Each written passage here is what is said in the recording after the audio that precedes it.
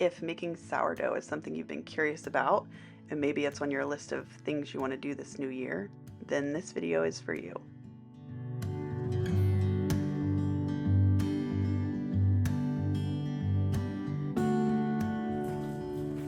So I am going to be whipping up 4 loaves bread. I'm going to be bringing some, giving a couple away. So I just made something with a starter and I'm running low and I need to feed it. But I want to show you something that I learned. Took a little bit. You know, you kind of have to figure out how to do something properly before you can like color outside the lines. But I make sourdough all the time. Most of the sourdough I make is with sourdough discard. It's not active starter. And if you give it the time that it needs to rise and ferment and do what it needs to do, you can totally still work with it. It's just the wild yeast and you just have to give it the time. So I'm gonna feed this right now and mix up dough and you will see the end result and that it works. So again, you know, we have to learn the foundations and the basics before we can go off-roading kind of, but it totally works. So let's jump in.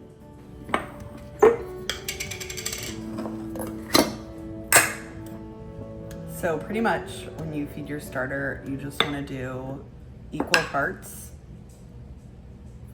flour and water, and you want to use filtered water. Very important, because if you have city water, the chlorine can kill the bacteria. So if you're on a well or something like that, then that's different, but chlorine can really affect your sourdough and your starter. So I'm gonna grab some filtered water.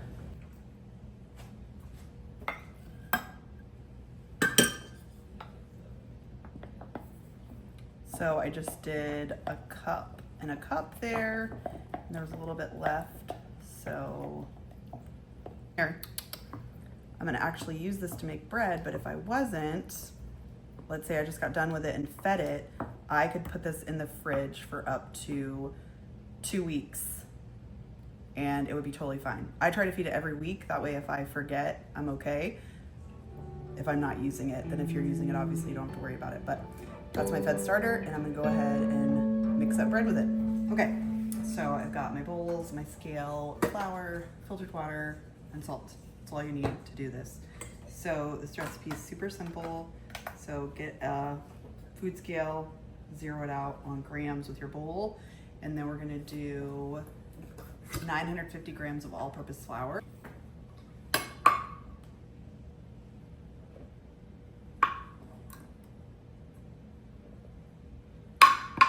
On the nose. Then you're gonna do 200 grams of your sourdough starter. Zero that out again.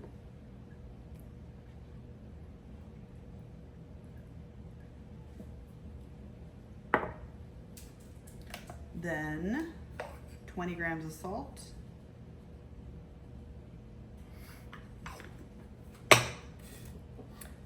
And then 650 grams of filtered water.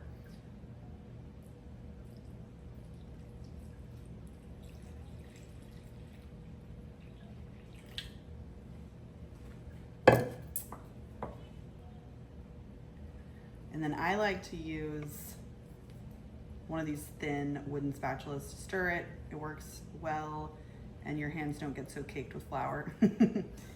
And it works really, really well.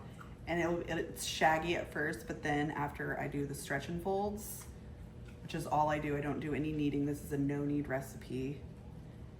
I just do about 3 or 4 stretch and folds and it's perfect, but I just loosely mix this flour up and then give it time to absorb, give the flour time to absorb, and then it's not as messy and shaggy when you start doing the stretch and folds.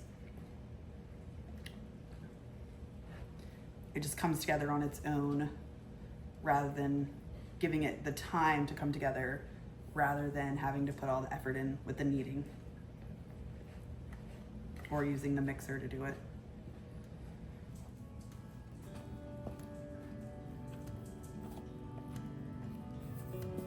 And I just like to really scrape the bottom and make sure you get all that flour up off of there. But again, it doesn't have to be perfect because as you do the stretch and folds, it'll all get incorporated.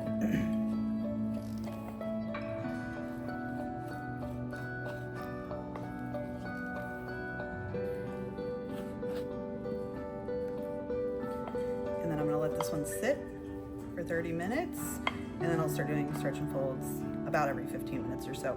Doesn't have to be perfect. And then I'm gonna mix up another one. So I'm just gonna let it sit here covered with a wet towel for about 30 minutes, and then I'm gonna start doing stretch and folds.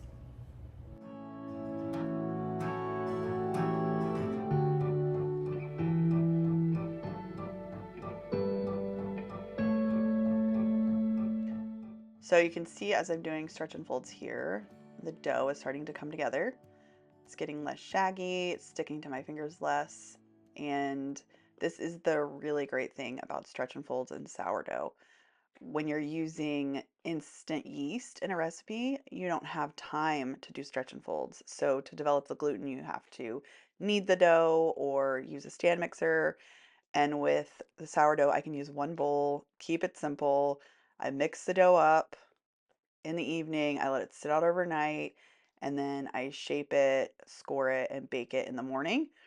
And let's say something came up in the morning and I didn't want to cook that morning or couldn't cook it that morning, you can put sourdough in the refrigerator to pause it and cook it later that day or even the next day if you want to.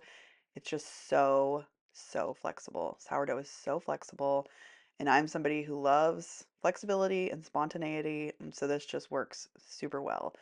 See, here I'm doing more stretch and folds and see just how the dough is becoming more smooth, and I'm getting to the place where you can do that window pane test where it just really gets super thin without breaking, and all that gluten is developing. So, and then with sourdough also, you get the gluten is broken down by the beneficial bacteria. It's easier on your gut and all that stuff. So, I love sourdough. I love it.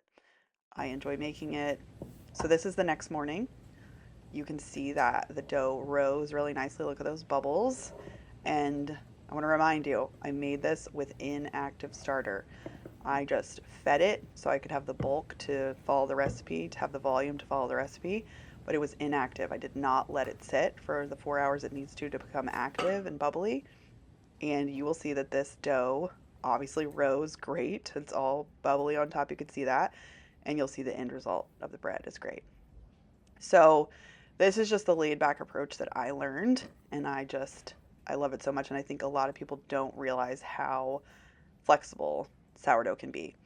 And with anything, you need to, you want to learn the basics. You want to have some framework before you start, coloring outside the lines, like I said before. But it's just, I think people knowing how simple it is. There are some videos I watched about sourdough that I was like, I will never do this because they made it so complicated, so confusing, and it really doesn't have to be that way. So here I'm shaping the dough. Again, this is the next morning, early the next morning. I'm shaping the dough, getting it ready to put in the oven. I've got my Dutch oven in the oven preheating. You preheat that for an hour and get it really nice and hot. And then I'm going to put these loaves on parchment paper, and I'm going to dust them with flour and score them and get them ready for the oven. So again, here I'm just building some tension and using a little bit of flour so it doesn't stick to my hands. And it's such a fun thing to make something from scratch with your own hands, to slow down, take the time, to go against culture. Our culture is just rush. I don't have time for that. When really we have more time than we think. And when we make time for what's important, it really pays off in the long run. I feel like we're either going to pay with our time or pay with, the ramifications of the convenience that generally when things are convenient, they're just not as good for us. So, or they're just outright bad for us. So when we take the time and use quality things, it is so worth it. And honestly, things like this, it's therapeutic. And maybe for you, it's not making bread, maybe it's something else, but learning a skill, you'll never regret it. And here, I totally did not use my bench scraper to pick these up. Totally should have. Lost some of that tension that I built in these, but it was early and I had a little fluke. But that's the great thing. We don't have to do things perfectly. We don't have to, it doesn't have to be perfect, right? It still turned out delicious and awesome. And perfection is definitely the enemy of growth. So now I'm dusting them and I'm going to score them with just a simple razor blade. You can get a bread lamb that holds the razor. Those are really nice. But I just try to keep things really simple, and until I find things that I really, really like or want. So these are about to go in the oven.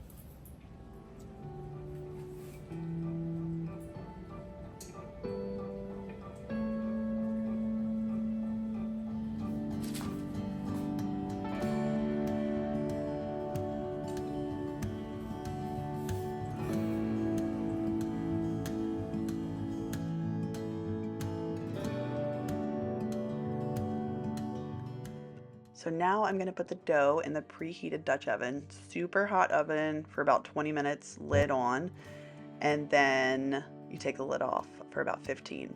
This makes the dough or the bread all crispy, that crispy crust, and it's awesome. And remember, I did this with inactive starter. Wait till you see the rise at the end. Let me know if making sourdough is something you've been wanting to do, been curious about. I'd love to know. I can make more detailed videos, share more things, resources that I've learned. Look at that. Look at the rise on that. Well, remember to like this and subscribe, and I will see you next week. Thanks, guys.